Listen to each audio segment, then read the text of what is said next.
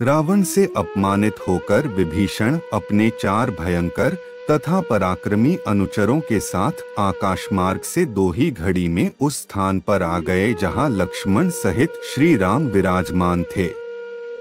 बुद्धिमान महापुरुष विभीषण ने आकाश में ही स्थित रहकर सुग्रीव तथा अन्य वानरों की ओर देखते हुए उच्च स्वर से कहा, हे वानरराज, मैं लंका के राजा रावण का छोटा भाई विभीषण हूँ।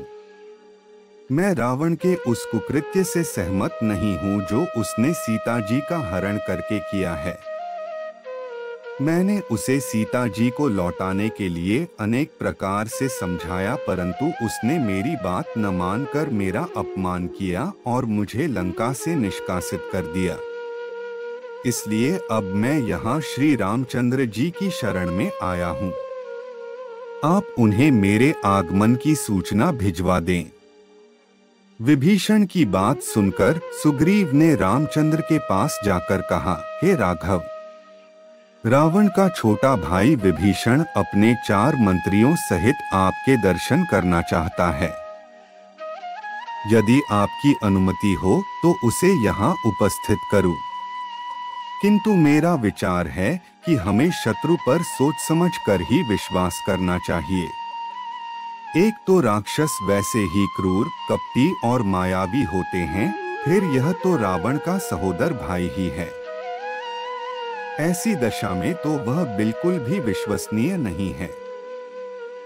किंतु आप हमसे अधिक बुद्धिमान हैं। जैसी आपकी आज्ञा हो वैसा करूं। सुग्रीव के तर्क सुनकर रामचंद्र जी बोले, हे वानरराज, आपकी बात सर्वथा युक्तिसंगत और हमारे हित में है, परंतु नीतिज्ञ लोगों ने राजाओं के 2 शत्रु बताए हैं। एक तो उनके कुल के मनुष्य और दूसरे उनके राज्य के सीमावर्ती क्षेत्रों पर शासन करने वाले अर्थात पड़ोसी शासक।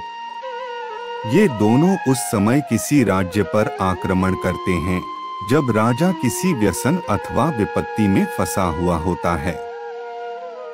विभीषण अपने भाई को विपत्ति में पड़ा देखकर हमारे पास आया है। वह हमारे कुल का नहीं है। हमारे विनाश से उसे कोई लाभ नहीं होगा। इसके विपरीत यदि हमारे हाथों से रावण मारा जाएगा तो वह लंका का राजा बन सकता है। इसलिए यदि वह हमारी शरण में आता है तो हमें उसे स्वीकार कर लेना चाहिए। कण्व ऋषि के पुत्र परम ऋषि कंडू ने कहा है कि यदि दीन होकर शत्रु भी शरण में आए तो उसे शरण देनी चाहिए। ऐसे शरणागत की रक्षा न करने से महान पाप लगता है। इसलिए शरण आए विभीषण को अभय प्रदान करना ही उचित है। अतः तुम उसे मेरे पास ले आओ। जब सुग्रीव विभीषण को लेकर राम के पास आया तो उसने दोनों हाथ जोड़कर कहा, हे धर्मात्मन, मैं लंकापति रावण का छोटा भाई विभीषण हूँ। यह जानकर मैं आपकी शरण में आया हूँ कि आप शरणागत वत्सल हैं। इसलिए आप मुझ शरणागत का उद्धार कीजिए। विभीषण के दीन वचन सुनकर श्री रामचंद्र जी ने उसे गले से लगाते हुए कहा, हे विभीषण, मैंने तुम्हें स्वीकार किया।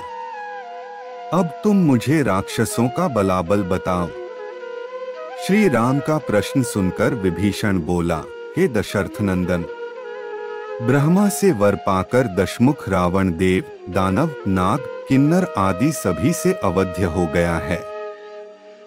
उसका छोटा भाई कुंभकर्ण, जो मुझसे बड़ा है, भी अद्भुत पराक्रमी, शूरवीर तथा तेजस्वी है।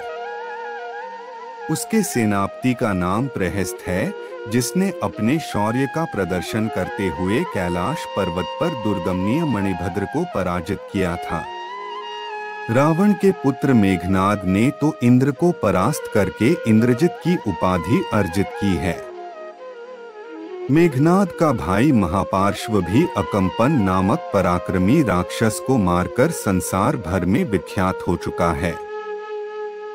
रावण के सेनापति तथा सेनानायक युद्ध कौशल में एक दूसरे से बढ़कर हैं। विभीषण के मुख से लंका के वीरों की शौर्य गाथा सुनकर श्री रामचंद्र बोले, हे विभीषण, इन समस्त बातों को मैं जानता हूँ। इतना सब होते हुए भी मैं आज तुम्हारे सम्मुख प्रतिज्ञा करता हूँ कि मैं रावण का उसके पुत्रों, मंत्रियों एवं योद्धाओं सहित वध करके तुम्हें लंका का राजा बनाऊंगा। अब वह कहीं जाकर किसी की भी शरण लेकर मेरे हाथों से नहीं बचेगा। यह मेरी अटल प्रतिज्ञा है। श्री रामचंद्र जी की प्रतिज्ञा सुनकर विभीषण ने उनके चरण स्पर्श करके कहा, हे राघव, मैं भी आपके चरणों की शपथ लेकर प्रतिज्ञा करता हूँ कि मैं रावण को उसके वीर योद्धाओं सहित मारने में आपकी पूरी सहायता करूँगा। विभीषण की प्रतिज्ञा सुनकर रामचंद्र जी ने लक्ष्मण से समुद्र का जल मंगवाया और उससे विभीषण का अभिषेक करके संपूर्ण सेना में घोषणा करा दी कि आज से महात्मा विभीषण लंका के राजा हुए।